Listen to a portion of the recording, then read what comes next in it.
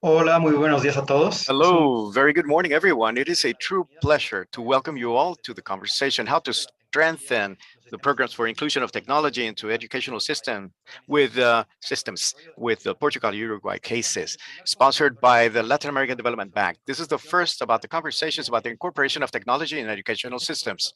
This conversation shall take on the institutional space of the national or subnational spaces for the inclusion of technologies into educational systems, having as key elements the AMIR plan and the regulations of the preschool education of school management. First, we will have the case from Uruguay, which seeks to promote digital, accompanied with an educational proposal and agreement with all needs for the insertion of the future insertion of workers through a comprehensive scope, including students and their families. On the other side, we will have the National Digital Competencies 2030 from Portugal, which seeks to ensure the development of a society in information and fight info destruction in order to guarantee the effective exercise of human citizens' rights, while designing in the field of computing, the networks in schools and learning schedules, training teachers, and the connection between investigation or research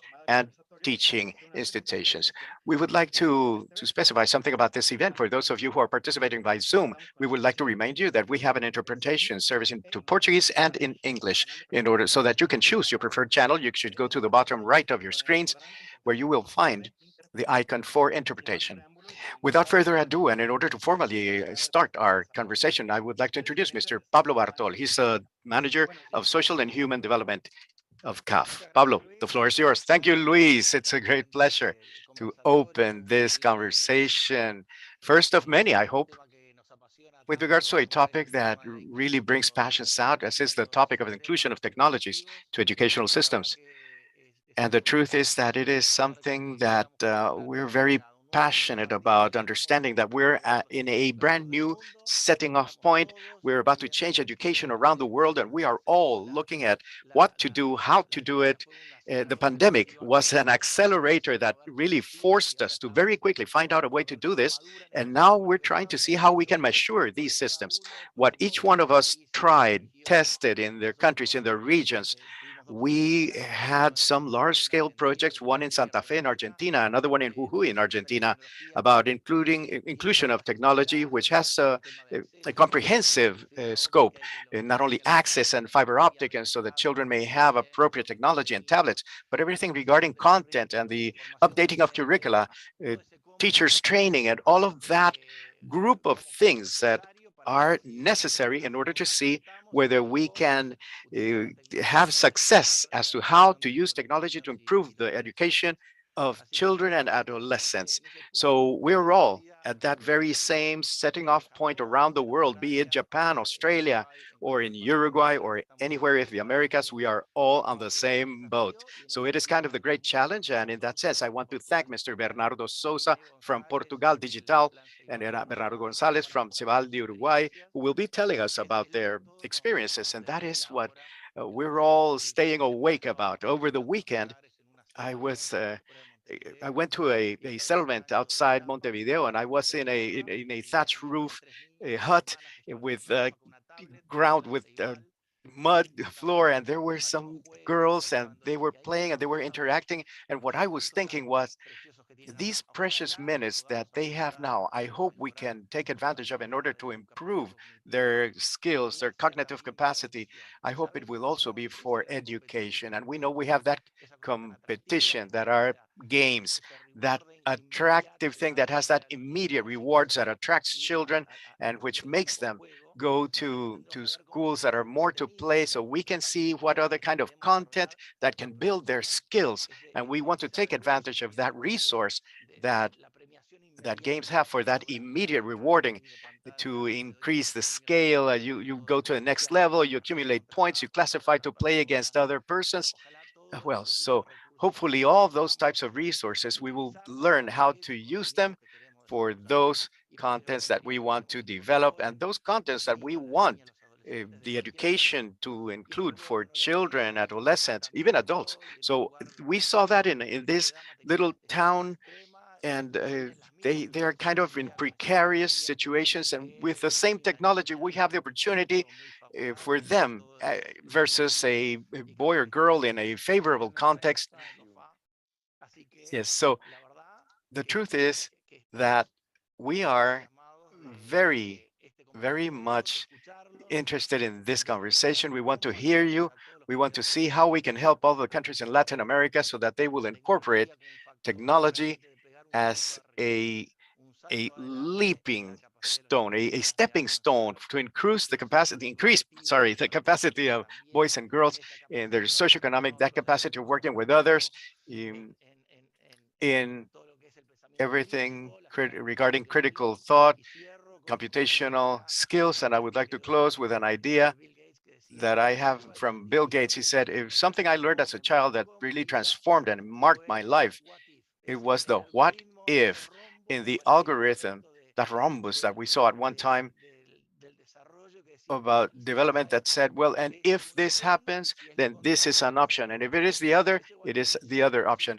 So that voir dire that said, if we get children to say, understand that point and learn how to use it in the development of algorithms, of situations of life, everyday life, and understand that crossroads that you face every minute, we will have achieved in their heads a powerful tool.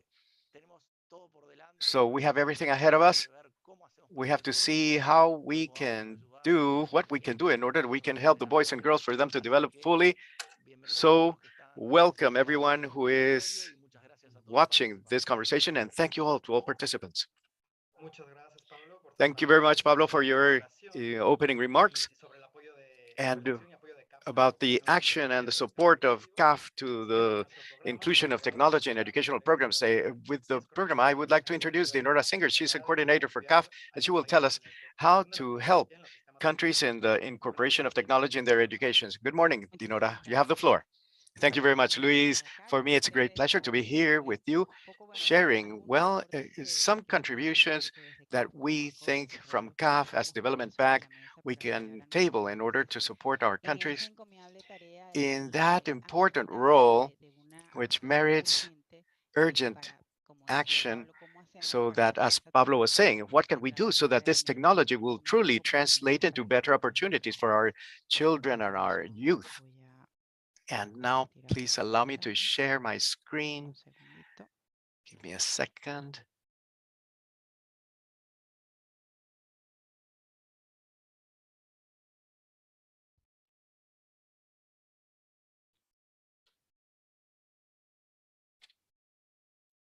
And there it is.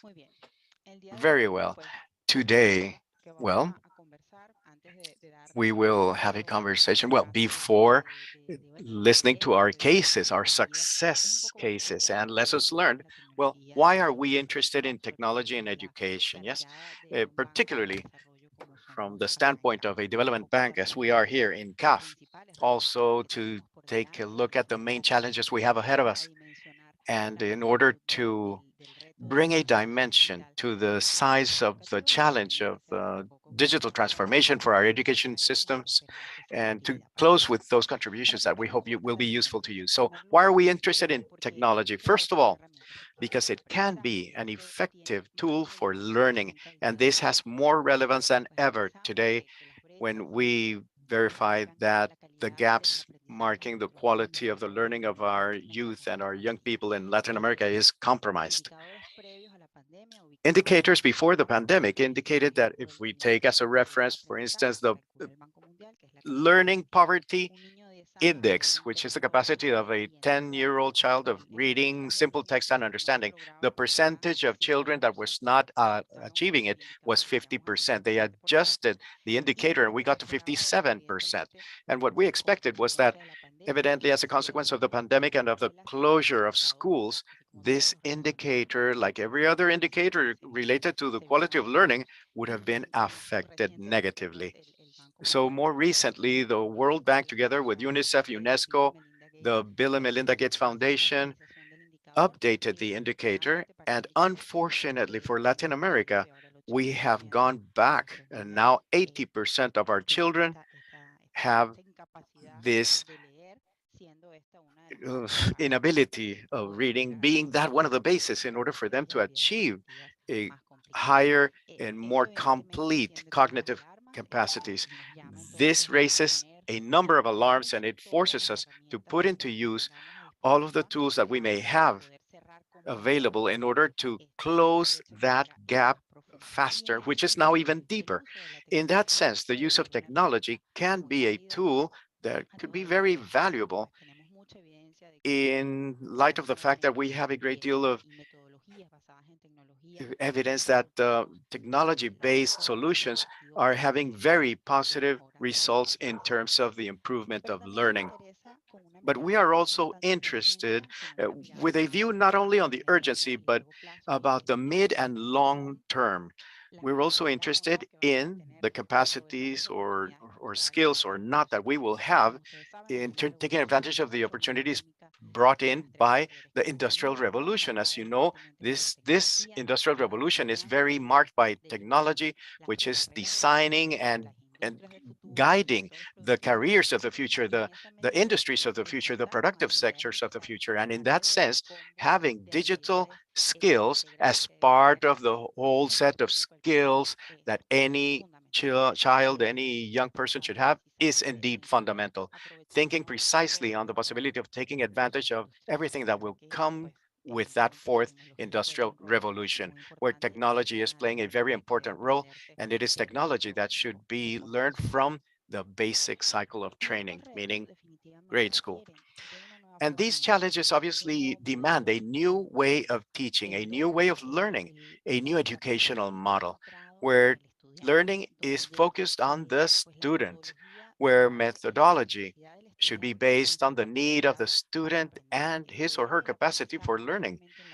So to have learning not only in the schools, but also that it will be an open model that may invite to the training of teams to work in networks with problem solving in an interdisciplinary model, and none of that is possible without technology. We can think of a new teaching model that should not be based, we cannot think of a teaching model that should not use technology as a fundamental tool. Now, it is very clear for us, evidently, technology is a topic, as Pablo was saying, the pandemic put it right in front of us, and without any way to be derailed. It has to be part of our policies and our programs. But how ready are we to assume this as a challenge? Well, as a region, we have several challenges. The most basic one, but most contundent, and without it, we will not be able to move forward, has to deal with connectivity and devices. In that sense, about 5 of every 10 children um, in Latin America between 5 and 12 do not have connectivity for education, and only 40% of schools on average have internet connection.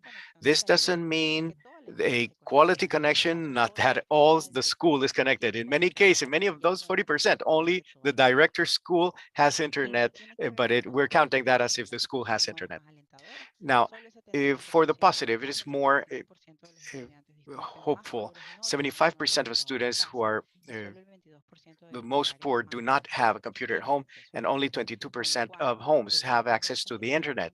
So these gaps that we have with regards to access, which is the entry point in order to use technology as a learning tool, well, there we have heterogeneity affecting much more the more vulnerable in terms of cost. There is a lot of work to be done. There is a goal for 2025 that the cost of um, the availability of internet should be a percentage of the GDP per capita. So we're moving towards that goal. And finally, but not that it's less important, the skills of our teachers. We should never lose sight of the fact that regardless or whether we are moving towards a new model for education centered on the student, that does not mean that the teacher should lose relevance. On the contrary, our teachers continue to be a fundamental piece in the learning process and in that reduction of that gap, as we were saying. And most definitely, if we want our students to use technology, well, the ones that have to start using technology must be the first in order to have incidents, in order to invite the students, in order to take advantage of the technological tools, that has to be done by our teachers. And in this point, we have a lot to do also. According to a study from the OECD, takes a poll, like the pie chart, but for adults. It says that 80% of our teachers have a level of 1 or below 1 in digital skills. What does that mean? They are only able to manage one application that may be known to them, and generally it has to do with with email. And sometimes we don't even get to that level, with which, in order to really help us foster the use of technology, then we need to come closer to our teachers and give them tools, give them, supporting them in order to achieve this objective. And finally, we probably have many challenges, but we have wanted to prioritize. It seems like our countries, even though they have answered and responded quickly, and the truth is that they were quite timely at the time of the pandemic. They they made available to the students a number of platforms, digital content, WhatsApp networks, etc. What we have seen is that there is no comprehensive focus of incorporation of technology into learning. Very few exceptions in our region.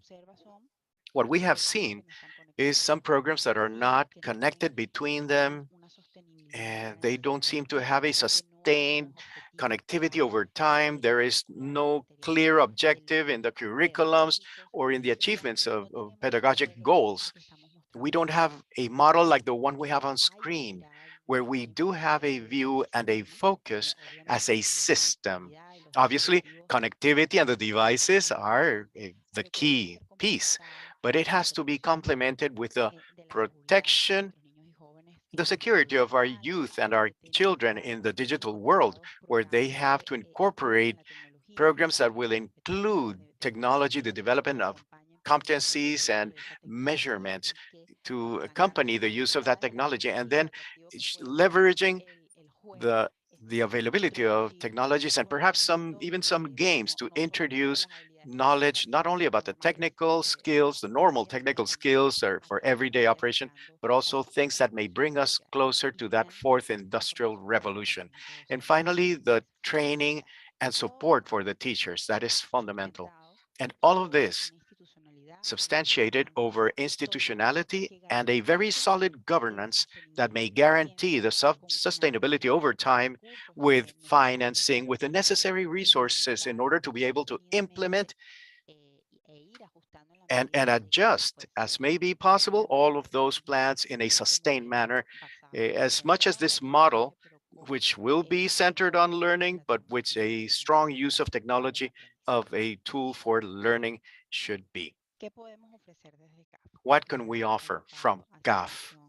Pablo had already mentioned that as a development bank, one of our main instruments in order to support our countries are financial resources that may allow the implementation of elements that will have an impact on development. In that sense, what we have been doing is work in coordination and as a team with our regions in order to structure some projects with that comprehensive view to cover all of the main educational gaps that we may have identified in certain territories. And we want to bring in that technology as a learning tool and a tool for management also.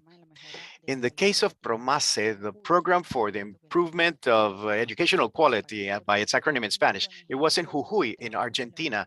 It is a great example of collaborative work, and it was a comprehensive view and a strategic view of the use of technology that actually brought all of these elements together. We have infrastructure that was very important, of course, this in order to guarantee access to education in optimal conditions. But there is also very strong work in training the teachers, in adjusting the curriculum in digital education and information regarding digital skills and socio-emotional skills for the teachers. All of that turned out to be basic for the training for the 21st century skills. Then the next pillar was the development of technological resources. We had training for the teachers, we had the design of programs and content, and additionally, this project brought in one component of the use of technology for the improvement of management. It is unthinkable to point at a transformation of our educational models, meaning in the work of the learning, if the organizations that have the responsibility for designing the policies of following up and assessing them and adjusting them, if they do not have the technological tools that will give them the information for decision making based on evidence, that was all necessary. So this project included that component, which turned out to be quite relevant in order to continue to assess each one of the interventions and adjust them in the measure that they may merit.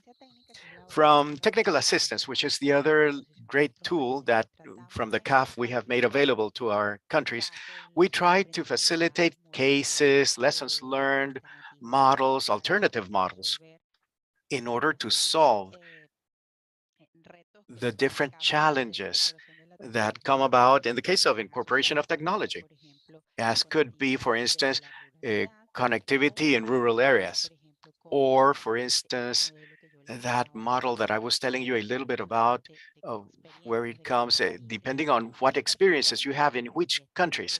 And then particularly, and by the way, all of this you can find in our website, in our Cioteca, Scio library, so to speak, as Cioteca, with the spirit of this conversation and way beyond it, with the spirit of the work that we are fostering from CAF, not only about the team on educational agenda, but also from the team of the agenda for digital transformation. We have been working all of that on coordination in order to make available to our countries some tools and elements that will facilitate that design or reviewing the policies and programs being brought forward in order to use technology as a learning tool. I would like to stop with these two documents that we have, the roadmap that we are launching today. This is a last minute news, and well, we believe it is quite valuable in order to strengthen our programs and our efforts for technological inclusion. First of all, we have a tool based on a conceptual framework that allows us to measure the progress in the incorporation of technologies into our educational systems based on these dimensions that I was mentioning, which have to form part of that overall model for the inclusion of technology for it to be efficient. It is a measurement that we make based on indicators, quantitative and qualitative, which allow us to see the degree of progress or development that a country may have or a territory may have in each one of these dimensions. And with that view, we can, for instance, in the case, let me mention one of the dimensions, the program for public policies, which comes together with the conversation today. We have a sub-dimension, which is planning. And there we run assessments as to how governance is and what is the role of the main players involved in TIC policy. And this tool allows us to identify, for instance, whether there are different programs promoting the use of technology, but which are unconnected between them and with little capacity for articulation. Or is there a policy that is centered on one institution, an independent and autonomous institution with sufficient leadership and capacity to summon other players in the ecosystem who could contribute for the inclusion of technology in education, and so on and so forth, with the rest of the dimensions as per their indicators. And most definitely what this will tell you is that for each one of them, where do we stand? Are we starting off with the first steps? Are we consolidating those first steps? And we start showing interesting progress, or are we definitely focusing on the maturity, which would imply our counting with a model with that systemic view of integrality and with that focus on learning?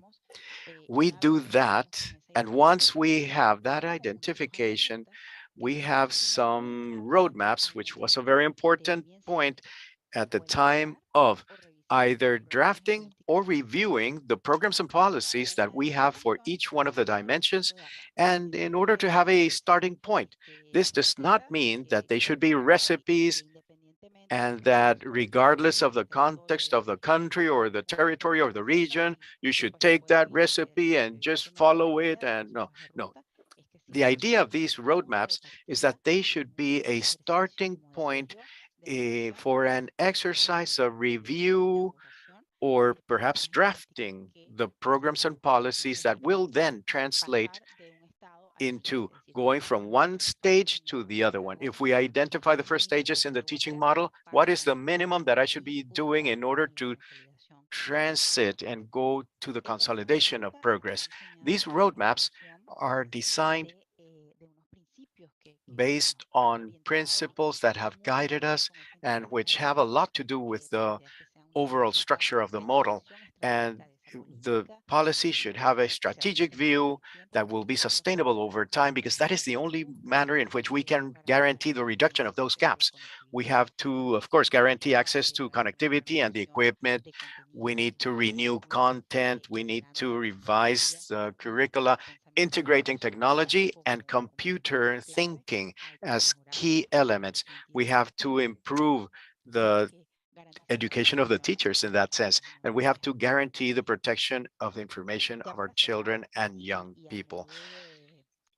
And to close, and I say reflection, I would like to share with you that the moment at which we stand right now is a quite complicated point, much more complicated than what we had before the pandemic, especially if we are looking at the gaps in the quality of learning.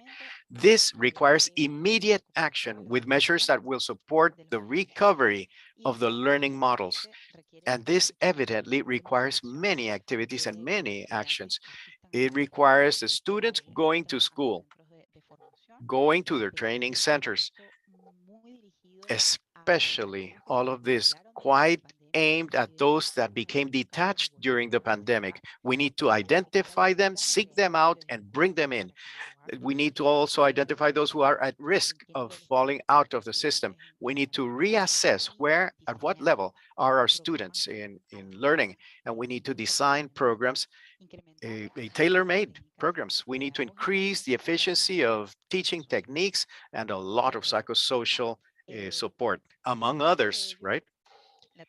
Much of this can be helped along quite along by technology. We do not say that technology is the solution to everything, but it is a very, very important tool in order to bring about that or to get ourselves on that path to recovery that our children and young people need in the region.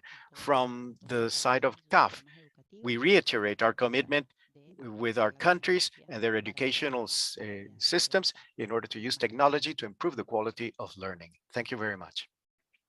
Muchas gracias, Thank you Dinora, very por much, Dinora, for these reflections regarding the situation of apoyo de CAF the en connectivity Latinoamérica, in Latin America, the support of CAF, and the role that a technology can play on education. And this will allow us to introduce our next panelist, who will tell us about their particular cases. In this sense, it is my great de capacitación joy to introduce digital. Bernardo Sousa. He Bernardo, is the gracias por training for acompañarnos. digital training, and he will tell us De about acuerdo, the Bernardo, que tengas 15 minutos para school's presentarte y yo te avisaré cuando tengas digital 5. program. Bernardo, I will tell you when you have 5 to go. Good morning, Bernardo.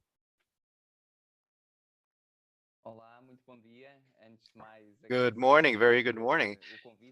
It is a pleasure for me to receive this invitation from the CAF, and it is a pleasure for me to be here with you today and to talk a little bit about the experience that we've had in Portugal with regards to education, which has been, well, just fabulous. It has been excellent.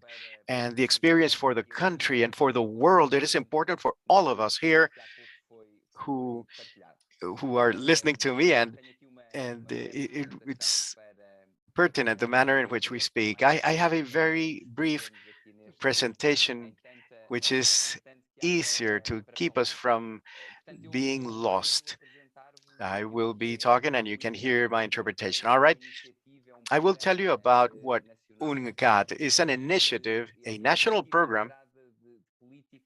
It is an initiative for public policy dedicated to the reinforcement of digital competencies. That is the objective. If you see, allow me to share. Oh, let me see if I manage to share it. There it is. Vamos tentar, se não fazemos sem apresentação. My presentation is Vamos popping tentar out. mais uma vez. Let me try again. Vamos ver se. Não, eu creio que não está. Estamos com alguma dificuldade. I'm having some difficulty here. Vamos lá voltar aqui uma última. Há pouco tentámos e resultou, e portanto isto é sempre assim, o digital traz-nos sempre.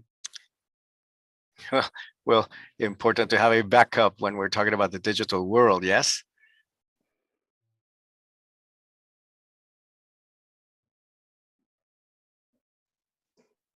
Não sei se já está a aparecer, se não, vamos. Well, it is here, but I can't Muito bem. make it any larger. Ver aqui agora sim, All right, but if we can see it that way, okay, let's move ahead. a ver bem, creio que já temos. Creio que See, oh, now it is perfect. Yes, great. This is what I wanted. Okay, I apologize for that, but this is all part of this digital transformation and this challenge. And the digital world, well, as I was just saying, it is a tool. And we also have these situations. Now, this public initiative, I wanted to bring that government program, and I can, well, relatively short time ago here in Portugal, what I did was to lead all the digital competencies at all levels of teaching for education. Not only the younger children will have a space in the educational system, but also for everyone, for the leaders to think, and will continue to be the driving motor for the next decades. It will be essential to guarantee that ever more that pathway of the digital portion, the strong digital portion in inclusion, digital literacy, and the promotion of development of digital competencies will be necessary for the full exercise for the citizens. So I want to use that initiative of digital competencies for 2030 for the younger ones, for those who have more advanced information, the universities. Well, the government understands that it is also to have education in the long term. So it's a holistic dimension that we can bring to this. And we also try to bring in that specific dimension the Digital Economy and Society Index for 2021. This one measures the educational, the digital development, which is also split into those 4 areas: the human capital, connectivity, digital integration, and digital public services. And that is the last one there. So as you can see, it has increased, it has improved its response. The index has improved, but regrettably, it did not manage to go beyond the mean number with the other countries in order to achieve the goal. And what we want to do what we want to do by being here is to go higher. Now, we still have a lot to cover. So, okay, here we have our indicators in accordance with the DSI. As you can see, this is for human capital. In human capital, we have a huge challenge, the competencies, and now we're talking about the population between 16 and 24 years of age. I am not talking about, but that is what we have. If we do not act on education, we cannot get where we want to get over the next few years and the next decade. It is very important, this not only at the most elemental level, at the minimal level of digital competencies. As we can see, we are improving, but we are not quite there. The more advanced digital competencies are in the hands of those people who are working in the TIC. They are specialists in schools, and also university graduates. But here we see women specialized in TIC. And why do I make such an emphasis on the digital portion? We believe that it is also an opportunity for those that work in projects and programs in order to guarantee this equality. They have to start in school, and we have a lot of prejudice saying that digital is more common. And now that national initiative for digital competencies in education, we have covered these areas over history. And at the bottom, well, we created it in 2018. The Minister of Councils issued a resolution, but then it was the presidency and the Minister of Science and Technology and Higher Teaching was the one who took it on, and he fostered that initiative. Later on in 2020, and now I will speak about the pandemic in Portugal. In 2021, there was a reinforcement and a restructuring of that program, and then it went to the Minister of Economy and Digital Transformation. So that idea of tying that restructuring was also performed with cooperation from the Ministry of Science and the Ministry of Work, Solidarity, and Social Security. So then that is when it became a strong alliance, and it will come over in 2022, and it has been foreseen that the entrance of the Ministry of Education and the Ministry of Science and Technology and the Ministry of Work or Labor, and it's all of that group is headed by the Prime Minister himself. So from that standpoint, we see that idea of that digital competency being part of that bet by our country. Eventually, it has already been discussed internally, and eventually it will fit in. And once again, the Ministry of Economy. And why did I make reference to that plan for action for digital transformation? And it was discussed previously, as Pablo will also have an opportunity. That view the importance of the plan for digital education in Portugal actually started before the pandemic in the hands of the Ministry of Economy. So that digital transformation in March of 2020, we did not have the the drive. So this was presented one day before the pandemic. So the pandemic actually demonstrated that need and that opportunity also, because schools, teachers, students all together had a greater willingness to delve into this, and it was posed as a challenge by the pandemic. But that did not come about because of the pandemic, but we have seen the importance for future generations.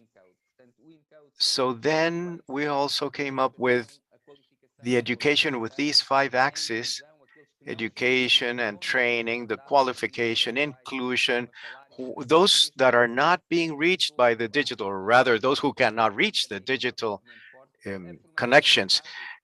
And for researching, we also have advanced teaching, not only for the classroom, but also for universities and beyond. And I will have an opportunity to talk about the training of teachers and what happens in university. It is all fundamental, but in the future of the digital competencies and that type of training, we have the areas for engineering, for IT, and oh, I have 5 minutes, okay. But also, it's about research, and it is all important to understand from the standpoint of research. Okay. Within the digital school, in this last part of the education, professional education and training, we have foreseen the motivation for returning with the ministers at those meetings, they are analyzing the individual teams of the digital school, the universal distribution of computers with mobile connectivity to students and teachers 2021 through 2023. It is the training for teachers, which already started in 2020, and then the drafting of digital plans in each school group. That is also for that digital portion, a digital plan, the participation of teachers, direction to include in their dynamics and their proposal, and also digital recourses, obviously, teaching resources, collaborative platforms. An area of education is part of that broader view, and this also brings about not only greater visibility, but also a better tie with or greater transparency in the group of other entities, and here also including the participation at the very highest level, even reaching the Prime Minister himself. Well, but the INCAO also during that last review, they included the data for impact. And we want all of this done now. And we want to acquire and work on that important mean number, that greater percentage of students with computers and access to internet, and acquiring the equipment, the connection, the internet. It is all a challenge. Doing it in a sustainable manner. Also, the percentage of individuals with more than basic digital competencies, the digital competencies of our students between 16 and 18 years in school. It is very important to know that it is not 100%. And we do have some difficulties, but we do have an important moment to reach that 100%. I believe that those digital competencies have to be guaranteed. And that is the objective. Is that what we plan to do while looking further on? The critical factors for success for this program, in closing, it is important of having a political commitment at the highest level. If we do not have that political commitment, the program is at risk of having problems along the way. It is also important to have that political commitment from the standpoint of the Ministry of Education, but also from the other ministries. Aside, it is also easier to perceive that understanding of the digital issues, specifically in all areas, in all countries, the importance of that comprehension, and also the communication and organization of all educational agents, such as students, professors, the directorates of schools, not just the teachers and the government. It is everyone. It is teamwork. It's multidisciplinary. As we have already said, the training of teachers and also the opportunity of speaking, but it is also a challenge for continuous education. In Portugal, we have a specific station that has over 50 years, who are persons who have not yet learned how to use a computer. So that training is huge work that we have to perform at the level of digital competencies. We have resources and digital platforms which are useful for cooperation to move on to new teaching platforms that will allow new technologies inside the classroom and outside and way beyond the classroom. So it is a conjunction of digital challenges that also allow different learning, and they bring about a change in the infrastructure and the structures themselves of the schools. And it is a great opportunity. Of course, the reference is not only digital courses. We need to rethink every step of teaching. That is a challenge that is being brought about in the different training of all sorts. the infrastructure for communications, óbvio que facilitam. and therefore these are two areas 15 minutos, Luís, e portanto that agradeço uma have more time. I think, speaking of time, I think that I have run out of time, oportunidade. and and if you have any questions, I will gladly answer them. Thank you so much. And thank you very much, Bernardo. Right on time. You finished at perfect time. Thank you so very much for sharing the case of digital Portugal. And now we go to the south of the American continent in order to introduce our dear friend, Irene Gonzalez. She's the head of the Plan Ceibar in Uruguay. I will remind you that you will have 15 minutes for your presentation. I will warn you when you have 5 minutes to go. Very good morning, Irene. You have the floor. Perfect. Thank you very much. It is for me a great pleasure to have the opportunity to share the experience that we have had in Ceibal. Very well. During these 15 minutes, I would like to summarize 15 years of history of Ceibal. For 15 years, as a matter of fact, this year we are celebrating great milestones and challenges. For those of you who do not know, Ceibal, we are a center for educational innovation. We support the educational policies of our countries with technology, improving the learning and the learning process and the teaching process. We have gone through different stages, and I think that this is a very interesting aspect for us to understand. As a matter of fact, I tie it closely together to the model of systemic focus that was presented at the beginning, because this reflects how we have been evolving as an institution and how we have been consolidating this public policy. Ceibal was born in 2007, and as a first objective, we had inclusion. We wanted to guarantee equity in access of connectivity for all students in primary and mid-school. The first years of the plan, we managed to achieve the objectives. Today, every single student between 6 and 15 years entering our educational system has a computer for their personal use, and they have connectivity to internet at their educational centers. And that was kind of the initial goal. But immediately we saw the great potential and the opportunity that existed based on that very first infrastructure. We could continue to build on it. So then in 2010, we ran into a second stage of the plan, which was strongly focused on being able to work with the teachers and train those teachers so that they could take proper advantage of that technology. And to support all of that with educational resources and platforms. And in a while, I will tell you some of the portions of the Ceibal educational platform.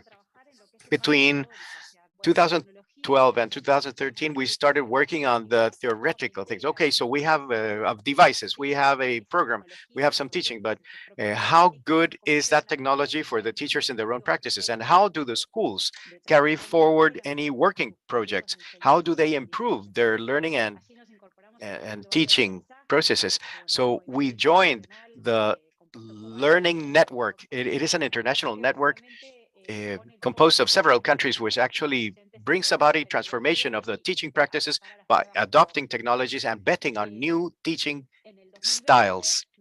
In 2020, we ran into a fourth stage, which, well, was marked by the beginning of the pandemic and by everything implied by the different hybrid combined educational systems. At some times it was fully virtual.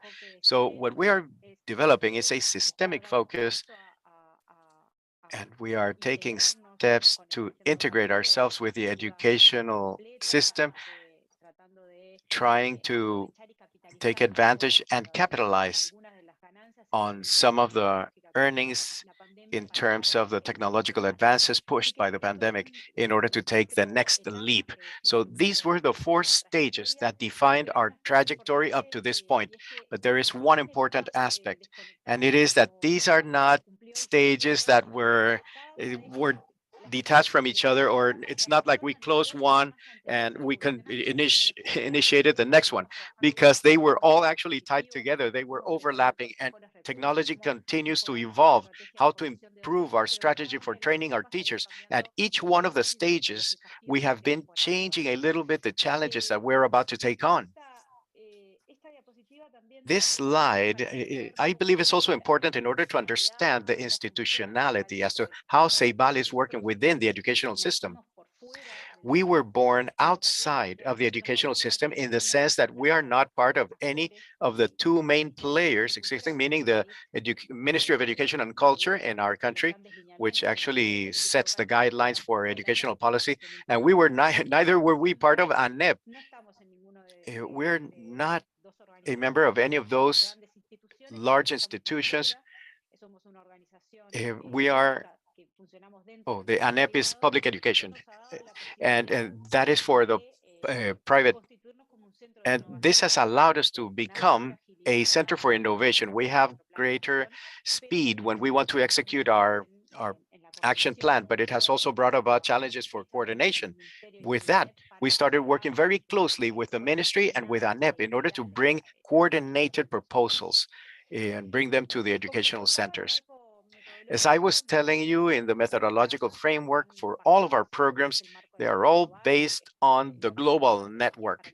The new teaching for deep learning, each one of our programs is designed betting on those competencies of 21st century.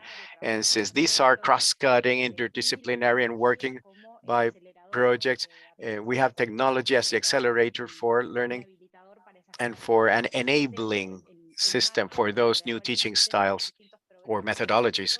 The framework is based on different programs by Ceibal. We have the Ceibal platform. This includes the prioritized areas by areas of knowledge as maths. We have two maths platforms, one for the younger and the other one has a content for high school. We have the format for languages. We have an English platform, and all of these incorporate the potential of technologies in order to personalize education. What we want is to have quality content, but also we want them to be different from the traditional learning proposals. Technology contributes whatever they have to contribute, but we combine it with the rest of the practices carried forth by the teachers. In that sense, CREA, our main platform, is a virtual environment for teaching. And this is what allowed us back in 2020, during the pandemic, when classes were stopped in Uruguay. This is what allowed us to, you see, one day after that, after the end of the school, it allowed us to the next day have classes for our students immediately through this platform. We had an impressive growth during the years of the pandemic, both in virtual education stages, but also when we started going back in presence, we still remained on levels way above what we had back in 2019, and we still have that this year. We're 500% above the use of this resource before the pandemic. This is also shown on how we visualize or the perception of self-efficacy that the Uruguayan teachers have. In the ICILS, we participated in a panel. It was important in three countries, Denmark, Finland, and Uruguay. And what you can see on this screen is the teachers, the percentage of teachers reporting that they have and know how to use a content management platform as is CREA, and we went from 62% to 92%. That was a 48% increase over 2 years. And this is a huge opportunity for us to capitalize and continue to move ahead. As was said, well, the World Bank recently issued an analysis of the loss of learning in the countries in Latin America and how in Uruguay that loss was mitigated because we had less days of suspension, but there's also a specific analysis of the contribution of Ceibal in helping mitigate that And well, they put it at 30%. And all of this was leveraged by everything that I was telling you about, the possibility of an educational system that was already prepared, that already had the investment, already had mature technology in order to respond to such extreme circumstances as were these. In the report of highlights, which is a test for maths and languages, we also see the role of platforms like CREA, where the students who used the platform CREA the most, they had greater levels of learning and they had better results in the test. And all of this was controlled by socioeconomic level, which also showed, I mean, we talk about several different factors in the report, but they speak of CREA as a building block of the proposal during the years of pandemic, as an alternative to uh, courses in attendance. Now, with the few minutes that I have, I would like to very briefly cover some of the key programs, but above all, to illustrate the role of technology, the role that technology has had in order to solve some programs, some problems of the educational system and to generate opportunities. In 2012, we had a problem, which was the capacity of teaching English. It was in the curriculum for primary school, but we did not have enough teachers. So we managed to mount with technology and a network of video conferences in our educational centers. We managed to universalize, meaning make it full through to grade schools. They have English classes with teachers around the world by video conferencing who would connect with classes in order to work on English content that up to that year, 2012, it was simply we did not have enough teachers. So technology allowed us to solve some problems at that level, but it also created some other opportunities. Another one of the projects that we have is taking this methodology of Ceibal for English and to use it for computational thinking. So we are also working with classes by video conference with remote teachers, and we have about 2,000 groups in fourth, fifth, and sixth grade working on projects for computational thinking. And this is almost 35,000 students. And this is also important because in the reform of the curriculum that we're undergoing in our country, computational thinking was defined as one of the key competencies. So we already have over 35,000 children every week learning and developing computational thinking with remote teachers. The STEM line, that was another line that became very important for us. We worked with a lot of projects, but among those we delivered microbeach plates. We gave them to teachers to work in the classrooms as well as some students want to. So by using this plate, they use they develop prototypes and work with robots. So it's a huge number of possibilities to have a creative approach with this technology. We also have projects within the STEM. We have the SAY lab. Well, we have been working and installing, particularly in middle education, although we have in some primary schools also, but we are reconverting the old computer teaching rooms. We start working within the framework of design and computational thinking. The objective is that through technologies, we will carry forth some projects that will imply designing, building, prototyping. This is also an interdisciplinary focus, and it is centered on the student to try to leverage school or projects that will be of interest among the different students. We have over 100 educational centers for middle education that today are SAY labs, or they are in the stage of pre-SAY lab and they're about to go through the transformation. All of this, as you can imagine, imposes a huge challenge, which is the training of teachers in order to have the necessary tools for them to develop this technology and develop their skills. And with the pandemic, of course, we multiplied the formats with which we were working, but we are now doing it in presence, the webinars, virtually, and every year we have over 10,000 teachers going through the Ceibal training for trainers. And finally, well, research.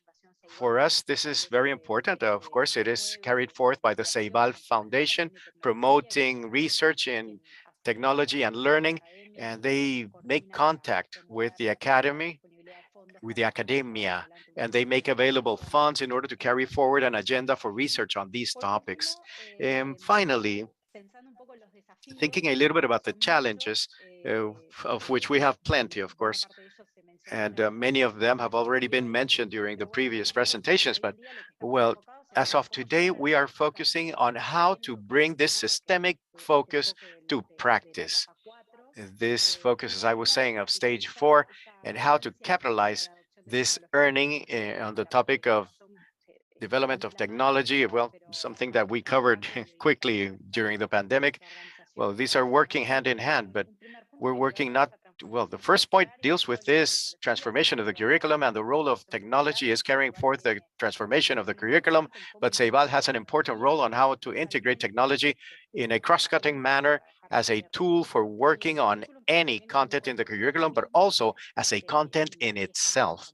And that is where we are working in the development of experiences with computing.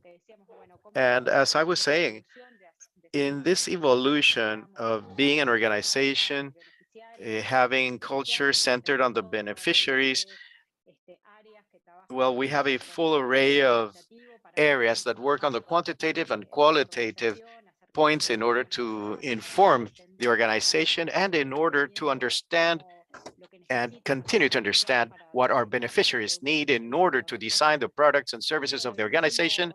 And well, the last point to mention is that we are also looking, and we actually recently launched a lab of uh, compartmental sciences, which allows us to develop these programs and achieve improving by bringing in compartmental sciences, including the experimental varieties, and include knowledge together with this methodology, which is not unique, but which is valid and which we want to foster. Okay, so I think that in these 15 minutes, I hope I have managed to summarize these 15 years of history. Thank you so very much. And thank you very much, Irene. The truth is that, yes, it turned out to be quite interesting. And yes, you did achieve it. You brought about the wills and goals and challenges and the solutions. And yes, we would love to see more. To me, it's a great pleasure to introduce our colleague, Cecilia Lambi, who will be delving into what has been said during presentation. Ceci, you have the floor. Very well. Thank you very much, Luis. And well, and thank you very much, Bernardo and Irene, for these gorgeous brief presentations, which have left us with a panorama that makes us want to continue to work on this. I, uh, I would like to make some kind of a brief wrap up in order to highlight, also bringing together the presentation at the beginning by Dinora, our vision of what should be and how we see a comprehensive model for adoption of technologies into educational systems. I see that these two experiences that have been shown by Bernardo and Irene are experiences of consolidation and adoption precisely of technology in educational systems. And there are some ingredients that I highlight. If these are desirable in this type of model. Both experiences have shown us that there is a plan, a national plan, or a plan for incorporation of technologies, which has objectives that were, well, objectives in the short, mid, and long term. There are also plans of action. There are responsibilities. There are resources also. And there is interaction. There is institutionality with relative autonomy, which has taken charge of the policy with relative permanence over time, and which at the same time has to be linked with the different organizations that are the ones in charge of implementing the educational policy in this case, like the ministries of education, but also with ministries of innovation, of technology, with a productive service, with a ministry of economy also, as happened in Portugal. In all of those, in both initiatives that we have heard from, there, well, both also assured among their actions the allotment of infrastructures or the desired devices. There is assurance of connectivity and devices, which is a condition that is necessary but not sufficient in order to achieve a wide-scale policy. So in order to start, what I would like is to go already into the integration of technology into the curricula and the role of technology in the curricular transformation in both cases. So in both cases, not only, or at least perhaps at one moment, was the objective was meant to reduce the digital gap, but then they included other objectives, like assuring the transformation of the manners of teaching and to achieve also the training in competencies for the fourth industrial revolution or for the 21st century for exercise of citizenship. Those two objectives they have great challenges, right? How, for instance, to integrate it to the curricular, that the objectives for training the teachers, how teachers manage not only to become familiar with technology, but also that they may have the capacity for innovating pedagogically with the technology. That also requires adjustments to the pedagogic or teaching methodologies. It requires support for school units. It requires also recognition of the incentives or recognition and incentives to the capacity of innovating. So in both cases, I would beg you to please explain a little further as to how you visualize the lessons learned, what were your main challenges, and how you are taking on how to achieve that curricular transformation with technology to be taken by teachers or by the school units and taken to fruition with all of the challenge of training and follow-up and incentives and coordination that all of these may have. So a little bit that is more or less the direction of my first question. So Bernardo, perhaps you could tell us about that.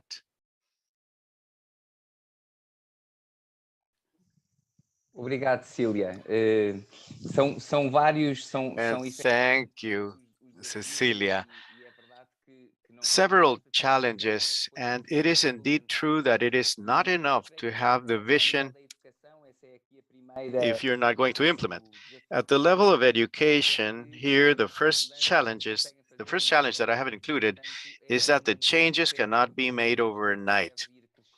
This is a process that continues to grow with projects in accordance with what I was saying, a strong political commitment and the projection of the different players in school, which not only has to be a law, but with time it will become a law. Now, as I was saying here in the preparation of the schools, in order to make a diagnostic, we performed our first diagnostic on the teachers, and there are many platforms, there are many courses available in Portugal. We used a European platform from the European Commission, which positions teachers at 3 levels of digital competencies. And in accordance with that level, then the professors start going to training in that areas at the level of digital competencies. And then with those whose knowledge were not setting off from the same level, so then there is a, by now 50% have already gone through training. Well, we still have ways to go, but so we've done some, but we have a lot to go. Another thing that was important was to think about that training for the teachers, which should also include the figure of the ambassador between the schools and the government, and they would support the schools in the construction of digital plans and educational plans. So all every school has a plan for the digital portion. I will say again, it is a route that we are using, a process that is being taken on by the teachers themselves, but in the end, it is a pathway that we need to build.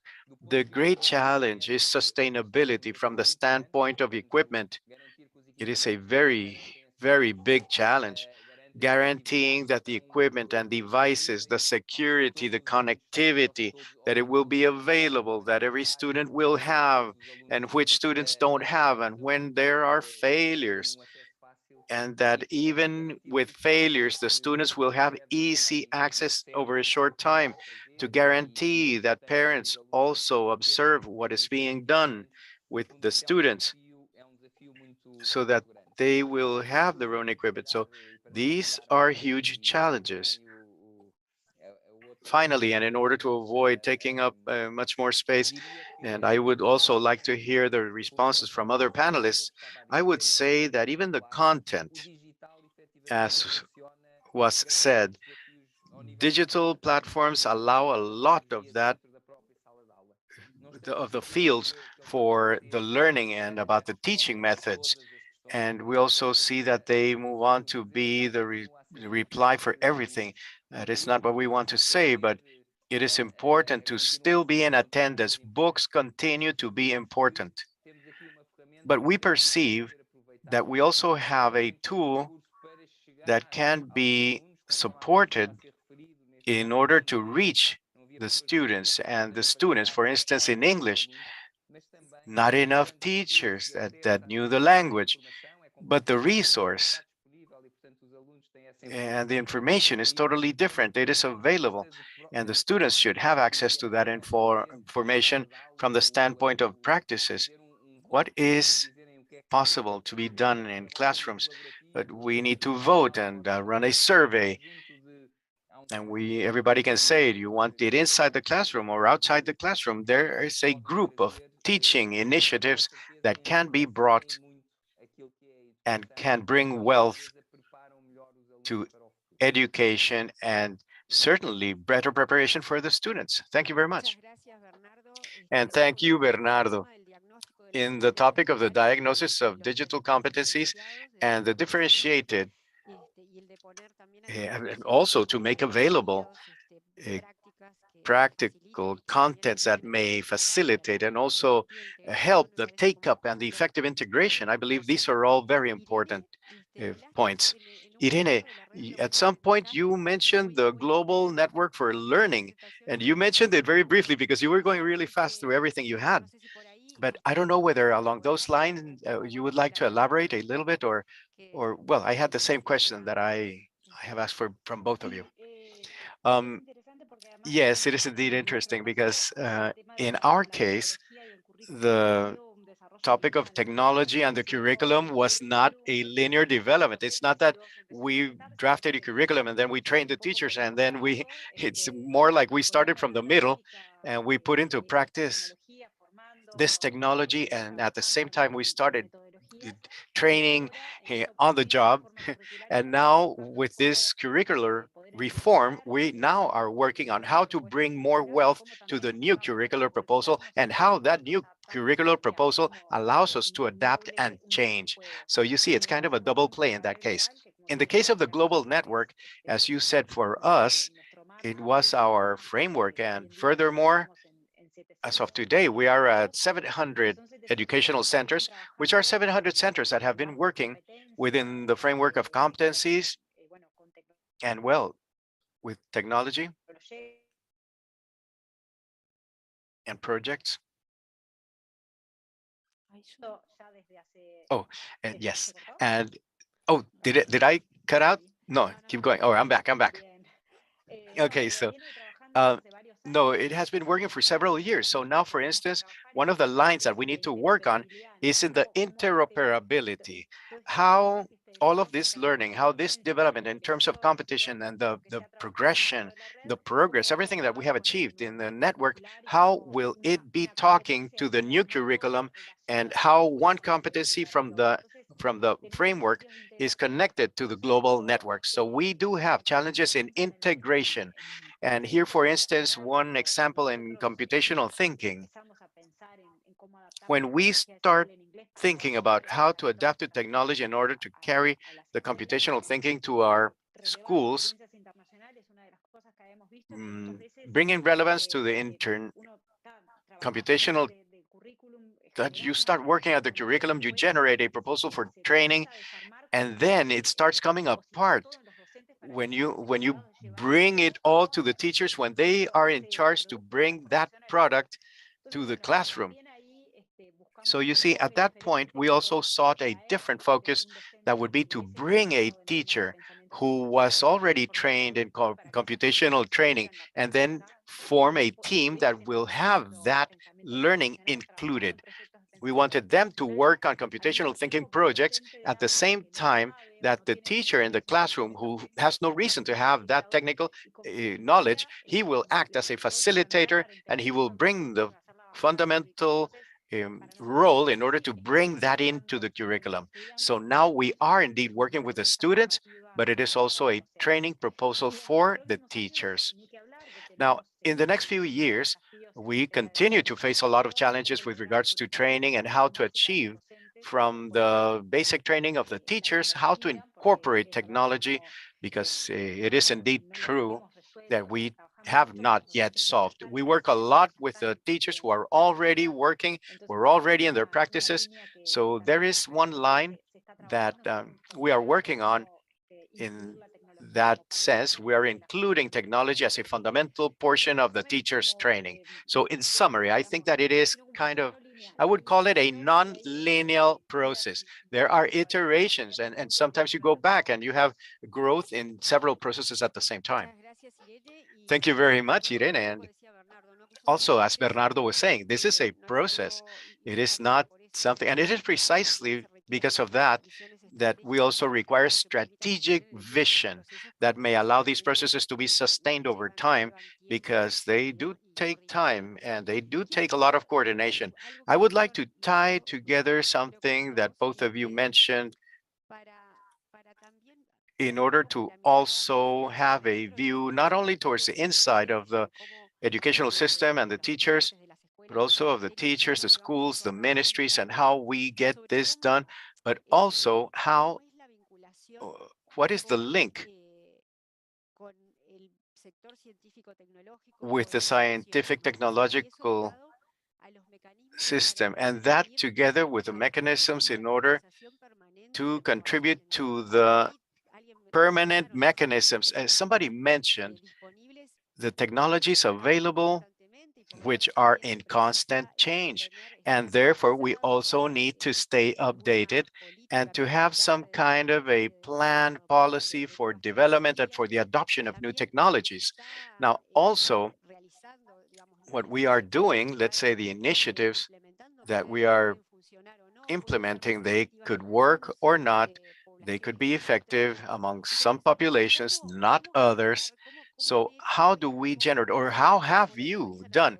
And also, how do you visualize to the future this link between the research and innovation and the dissemination of good practices and the promotion of initiatives, experimental initiatives that may drive to the technology innovation? So what alliances were necessary? You mentioned some, but could you elaborate a little bit on that, Bernardo?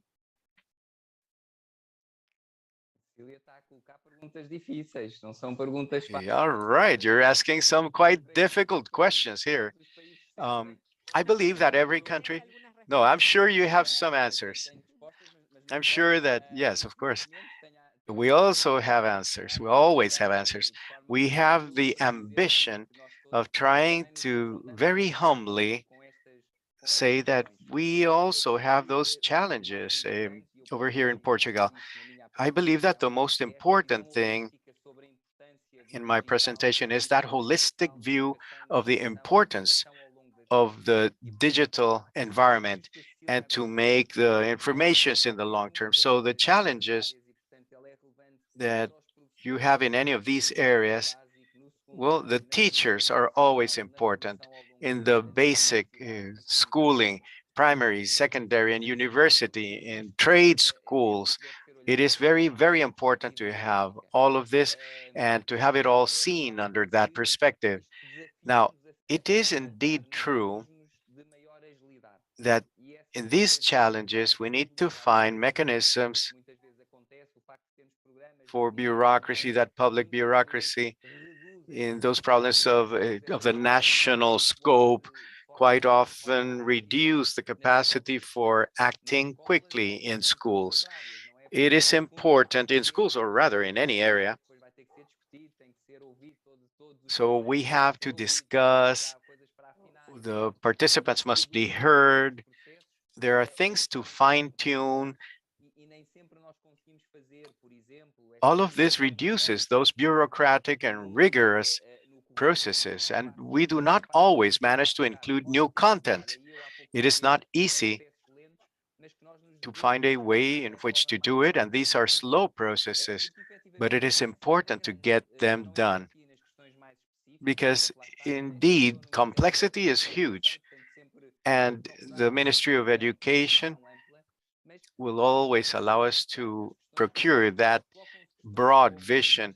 But when we come into concrete actions, we will see what are the digital portions that the teachers have, what are the competencies that people have, and we have to find the competencies that the students should have in grade school, in primary, in secondary school. And there are also disciplines. What disciplines are touched by those competencies? Are these cross-cutting competencies? Do we need to have specific skill in one specific area? Does it have to be maths, or can it be literature rather? It's not that one project is better than another, but it has to be adapted to the realities of each region and the system and the knowledge of the people in the organization. And this thing about one size fits all, no, not always does. So in order to say that the complexity is huge and that tie and contribution from universities is always so important. One of the studies was precisely into the digital competencies of teachers and professors in universities, and the teachers have to have those skills taught in their initial training. It is important also that it's a huge challenge rather. What are the digital competencies that the new teachers must have? So when do they complete their training and then they start teaching? So I would say that all of this is important. It is important to have into consideration one consideration: who can be important allies in Latin America? This also happens. Technology companies, technological companies, and I don't want to say any names here, but technological companies, they do have a huge advantage, a huge benefit above everyone. Also in the public area, we also have, and I think it is excellent content, and we have excellent methodologies that can also be offered and could be taken advantage of. And we also perceive which entities at the level of university training and those links, those programs in which they all have benefits and things to gain. I apologize for taking too long. No, muchas Thank you. gracias, Bernardo. Efectivamente, No, thank you, Bernardo.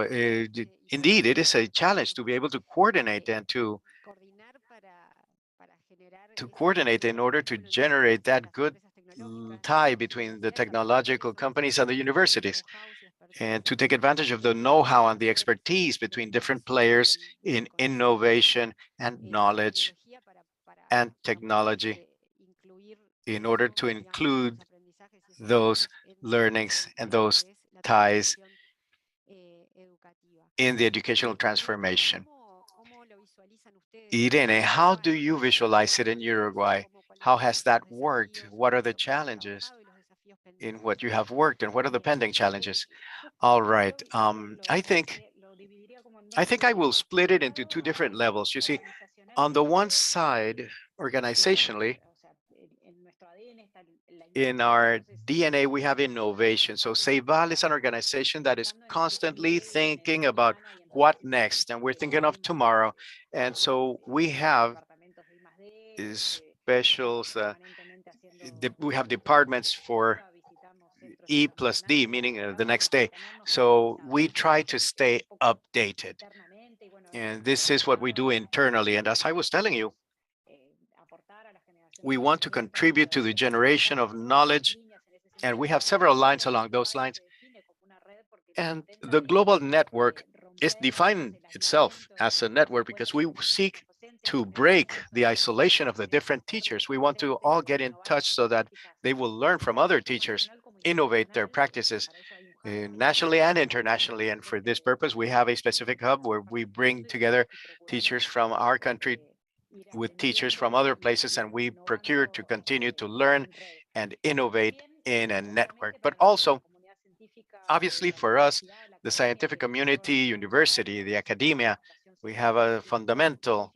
The Ceibal Foundation has a sectorial fund for education where we promote the presentation of research projects in areas that are agreed together with ANEP and the Ministry of Education and Culture in areas of common interest in areas of education and technology. So that is one specific instrument. But besides that, we have another instrument, which is a sub-registry of universities, which we launch every year.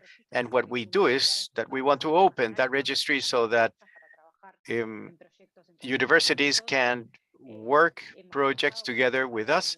We have worked with several universities here in Uruguay, and we are currently implementing several projects with universities here together with international universities, and that is doubtlessly an important point. Also, from the standpoint of dissemination of information or making information available, not only what projects they start with us, but also how we can share information regarding the projects so that in topics of education, technology, they will all be present in the agenda for research. And there, last year, we had the Observatory for Ceibal, and basically there, we make information available about the use of our platforms and information about the devices and programs. Everything is on our website. And furthermore, we are about to join the initiative for open data also with that SNIFIC. We are about to add our data and make it available precisely so that there will be more, or rather a better agenda on topics of education and technology. Thank you very much, Irene. And so, well, I see that we are running out of time.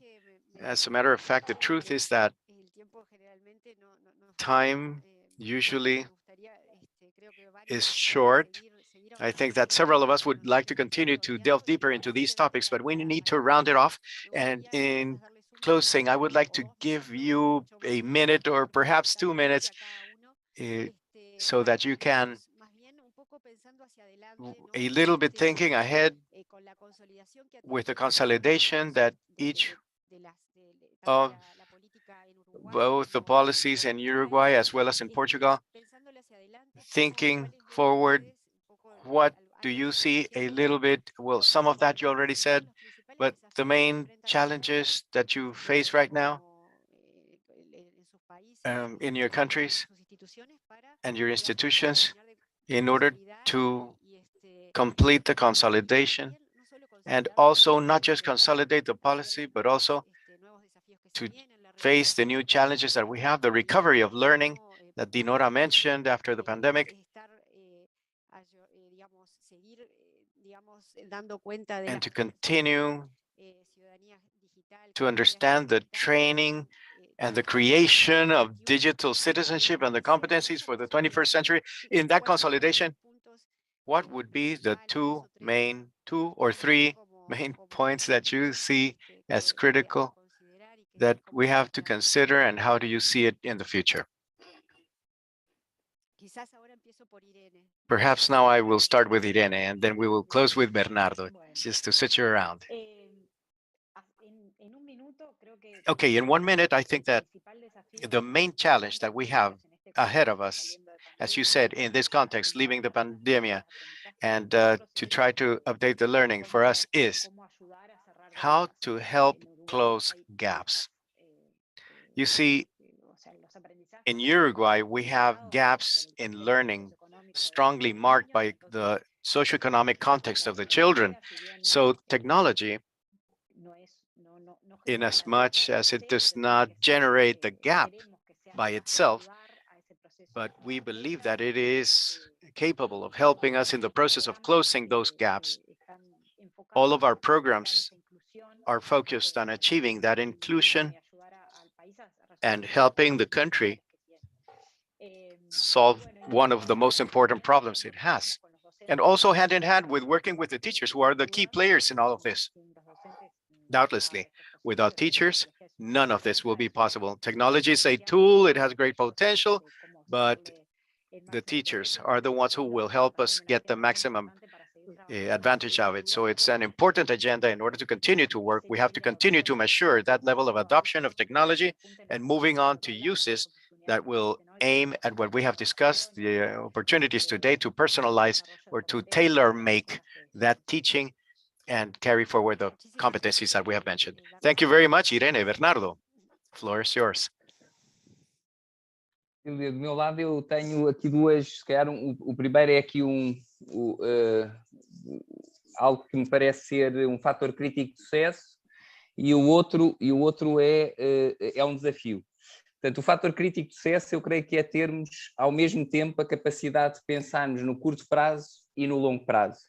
E, portanto, aquilo que tem que ser implementado agora para fazer acontecer... Yes, in order to have the ties and in order to start thinking in the long term, sometimes we not always have the capacity, but it is necessary or very important. All right, where will we be in 5 or 10 years? So it is important to take a look at the pathways and establish the pathways for connectivity, to procure the equipment, training for the teachers, the initial capacity of teachers, the content. That is, all of that together is the main challenge. So that is critical that we focus on that. Another challenge, more for these organizations that can be the key points in each country, but in practice, we all have the same thing. The ambitions are the same and the challenges are exactly the same in every country. Maybe some details may be different, but we all need to buy the same resources and we need to acquire the same time to dedicate that we do as a global community. And it is important to carry forward the courses that already exist and not to try to everyone have new courses, but rather to use the ones we have, to take advantages of what we have and to use the new technologies, all of that investment that will come forward so that we can somehow take advantage so that not everything will be the same. It's different investments so that we can all guarantee better digital competencies and that it will reach every place, not only Latin America or Europe, but it should be everywhere around the world. And then to achieve that digital competency, to help people and in that manner achieve economic and social development and better aid. That is a huge challenge. And between countries, cooperation, that is important. I believe we all need to learn from the other countries, and we need to incorporate what we have and then create those good practices. Thank you very much again. I hope that, well, on our part, we also we mutually learn from your experiences and that teach us a lot. Thank you so much. Thank you very much, Bernardo and Irene. The truth is that these spaces for learning, for collective learning, are very important. And this about sharing, we have been here as you all have done in each one of your countries, how you have implemented these solutions in order to be able to promote better opportunities for our boys, girls, adolescents, and youth through the use of technology and through training for 21st century competencies. It seems that these are all very important, both for learning for those who make the decisions on public policy, as well as for us as Development Bank, who support these processes with our counterparts. So thank you both very much again. And now I will allow Mr. Luis Carrera, who will close our event. Thank you very much, Ceci, Bernardo, Irene. This very interesting conversation, which of course leaves us with a lot of teachings, but with the will to do a lot more. And these are very important. The cases in Portugal and Uruguay have been very interesting, and thank you for sharing that. In order to close the event, I would like to briefly summarize this conversation. And I would like to start with, well, by mentioning the proposal from CAF about the overall focus, which has four axes, training of teachers and inclusion programs, where we always take a cross-cutting look at the support of the institutionality and governance. And based on that, we also discuss the contributions of CAF to the investment programs, always with a comprehensive look that can be used for publications that support the technology and the implementation of technology and the presentation of a diagnostics tool. And later on, we had the great presentation from Bernardo Sauso, who told us about the digital plan and who told us about the initial difficulties as to how from Portugal started with this program in the gathering of information and the great challenges for the human capital and the access of the community to technology. In that sense, he told us of the route, how Portugal started with this initiative at the national level and how the effect of the pandemic as an accelerator for those processes, and that it wound up in the program for digital schools with some objectives for digital school, and it has several access, like access to computers, access to the teachers, to the digital resources, and we had some clear indicators for sustainability. He also presented the critical factors, which I would like to highlight very much of a political commitment, the understanding the global challenge, mobilization of all agents involved, from parents, teachers, and technology. And I would like to highlight that he said that it is very important to train teachers in the aspect of continuous education and to have those digital references for infrastructure and resources. Later on, Irene told us about the birth and evolution of the Ceibal plan, which led to future transformations as to was the institutional scheme that brought Ceibal to have this great flexibility. And it included huge challenges and how they use training in order to guide public policy as an exercise of research for systems like the World Bank and other organizations, and the evaluation of the impact that they have had on their policies, and even more in the banner programs for the plan, how the Ceibal Inglés, how they have turned this into computational thinking, and also the STEM projects like the Say Lab and the challenges. And she told us in the end how several challenges came up, the investment into research that will allow, as they have, to the Ceibal Foundation as a roadmap in order to move forward. She closed with challenges as to how to develop the systemic and how to capitalize on what has been achieved through the pandemic, or during the pandemic rather, and how to move to evolution to a culture centered on the beneficiary, and how to gain access to experimental culture in order to have greater development of competencies. And finally, we had a very brief discussion during which we were able to delve into the different strategies for the incorporation of technology locally. We had the challenges for the projects, and mainly how to close gaps and the sustainability of those, and the transformation of the curricula with regards to technology and the relationship with the technology companies, and the continuous training for teachers, the adoption of technology locally in order to improve access.